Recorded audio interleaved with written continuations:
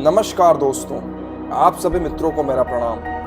Ulcerative colitis बीमारी से पीड़ित व्यक्ति के मन में कई सारे सवाल आते रहते हैं। इनमें से मुख्यतः सवाल यही होते हैं कि यार ये बीमारी इतनी गंभीर है तो मेरे पूरी लाइफ का क्या होगा, मेरे करियर का क्या होगा, मेरे परिवार का क्या होगा, मैं क्या करूंगा, मेरे भविष्य का क्या होगा।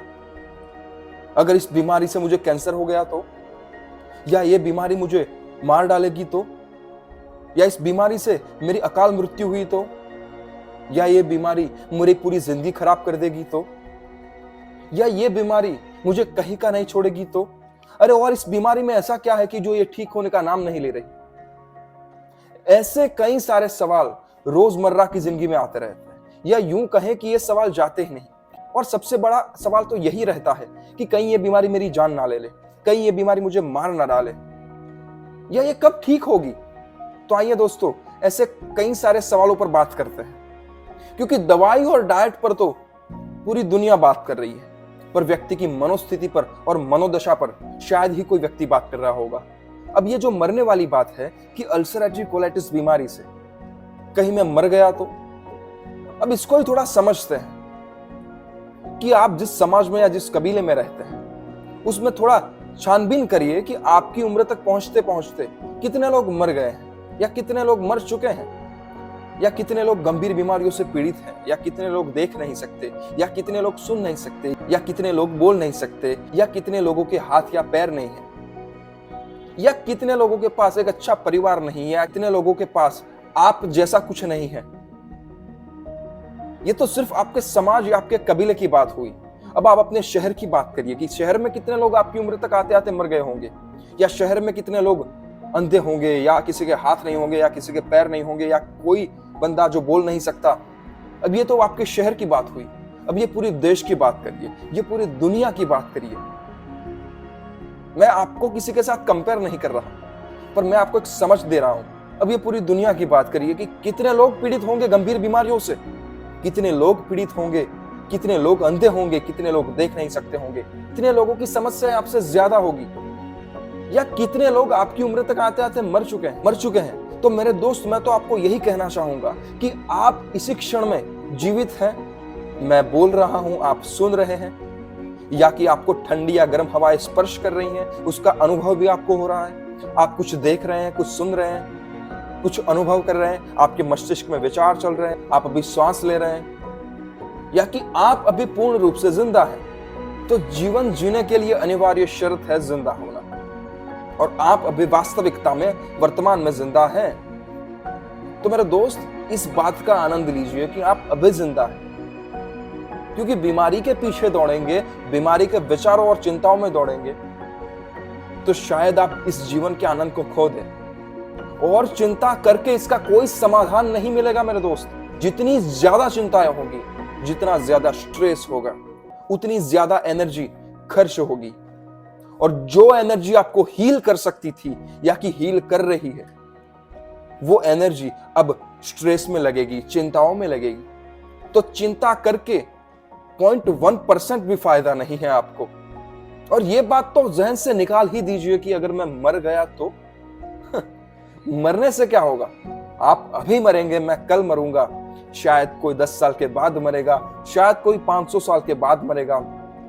समय की मात्रा का फर्क रहेगा, मरना तो निश्चित है। और यही सत्य है कि मरने के बाद ही एक नया जीवन शुरू होगा।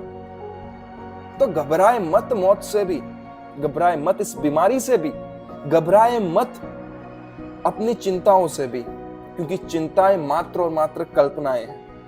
अगर आपने इस कल्पनाओं को थोड़ा सा भी वेग दे दिया तो ये कल्पनाएं वास्तविक घटित होंगी। तो इसीलिए मैं कहता हूं कि ज्यादा चिंताएं मत करें, ज्यादा सोचे मत। अगर आपने सोच लिया, अगर आपकी सोच आपके अनकॉन्शियस माइंड तक जा पहुंची कि मैं मर जाऊंगा, तो निश्चित रूप से इस बीमारी से कोई बाहर नहीं निकाल पाएगा आपको, और एक ना एक दिन वास्तविक आपकी मौत घटित होगी। अगर आपने सोच लिया कि ये बीमारी कभी ठीक नहीं होगी और ये बात आपके अनकॉन्शियस तक पहुंच गई, तो निश्चित रूप से पूरी दुनिया के सभी डॉक्टर आपके पीछे लग जाएंगे, या सारी की सारी दवाइयां आप ले लेंगे, तब भी आप ठीक नहीं हो पाएंगे, क्योंकि आपके अनकॉन्शियस ने यह ग्रहण कर लिया है कि भाई इस बीमारी को ठीक नहीं किया जा सकता, या कि ये बीमारी ठीक नहीं हो सकती। तो इतना ज्यादा सोचे मत, इतना ज्यादा चिंतित मत रहे, कभी खुल के जिए। देखिए, स्वस्थ शरीर वाले लोग तो सामान्यतः जीते ही हैं अपने जीवन को, पर इस गंभीर बीमारी में भी आप आनंद और सुखमय जीवन को जी सके तो यही मेरे दोस्त सत्य जीवन है। क्योंकि स्वस्थ शरीर के साथ तो सब जी लेंगे, विपरीत दशा में भी आनंद रहना चाहिए, यही तो जीवन का सत्य है। तो घबराइए मत, अपने आप को प्रतिदिन मोटिवेट करें। और ऐसे सारे सवाल खड़े होते हैं कि मेरे कैरियर का क्या होगा, मेरे परिवार का क्या होगा, मेरा क्या होगा, मेरे भविष्य का क्या होगा, मैं कब ठीक होऊंगा या मैं मर जाऊंगा। ये सारे सवाल वर्तमान में मात्र और मात्र कल्पनाएं हैं। एक सामान्य व्यक्ति ये सारे सवालों को सोचने के लिए हकदार है, उसका शरीर उसके साथ है और ऐसे सवालों को सोचा जा सकता है। मैं ये नहीं कहता कि ये सवाल बेबुनियाद है, ये सवाल ही मनुष्य की नींव है, ये सवाल ही मनुष्य का ढांचा है। पर अगर कोई व्यक्ति क्रोनिक बीमारियों से, जैसे कि अल्सरेटिव कोलाइटिस की जो बीमारी को स्ट्रेस ट्रिगर करता है, अगर ऐसा कोई पीड़ित व्यक्ति ऐसे सवालों में उलझ जाएगा तो निश्चित रूप से उसके लिए इससे ज्यादा हानिकारक और कोई चीज नहीं हो सकती।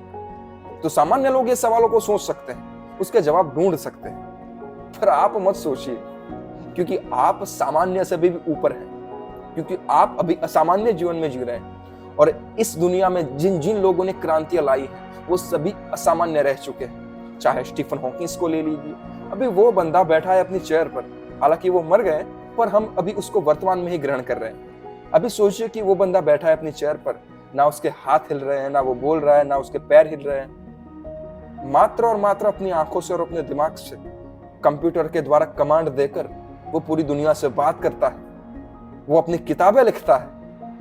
इट्स अ मिरेकल मेरे दोस्त। अभी वो असामान्य था, आप भी अभी असामान्य हैं। करिए कुछ ऐसा कि सामान्य लोग भी हिल जाए। तो अपने आप को रोज मोटिवेट करें, एक दिन भी ना छोड़ें, क्योंकि प्रत्येक दिन ईश्वर का आशीर्वाद है। तो मेरे दोस्त इस बात को ग्रहण करें, इस बात को अनुभव में लाएं। आशा करता हूं कि इस वीडियो में से कुछ आपको ऐसा मिला होगा कि जो आपको मूल रूप से बदलने में मदद करे। और अंत में आप सभी के भीतर विराजमान परमपिता परमेश्वर को मेरा प्रणाम स्वीकार करें। और अभी तक इस चैनल को सब्सक्राइब नहीं किया तो सब्सक्राइब कर दीजिए, ताकि प्रत्येक वीडियो के नोटिफिकेशन आपको मिलेंगे सबसे